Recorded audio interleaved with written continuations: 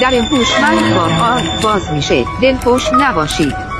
اتفاقا دلخوش باشید. با این آرد 4 تا عدد مشخص شده: 0، 7، 6 و 2. این 4 تا عدد 4 فاکتوریال یا 24 مدل پسورد تولید میکنن. اما صبر کنید، این همه داستان نیست. من مدل این در هوشمند رو سرچ کردم، پسورداش 5 رقم است. این یعنی که یکی از عددهای پسورد باید تکراری باشه.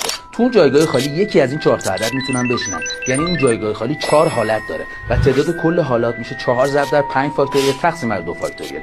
اون 2 فاکتوریال مخرج واسه اون 2 تا تکراری است و در کل 240 مدل پسورد میتونه تولید بشه.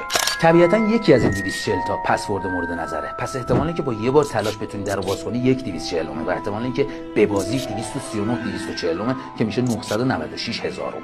اما با یه بار تلاش در بلاک نمیشه و احتمالا شما 3 بار فرصت داری که احتمال اینکه هر 3 بارش اشتباه بزنی میشه 996 هزارم به توان 3 یا 99% و احتمال اینکه بتونی با آرد درو باز کنی 1%. پس با آرد در هوشمند باز نمیشه.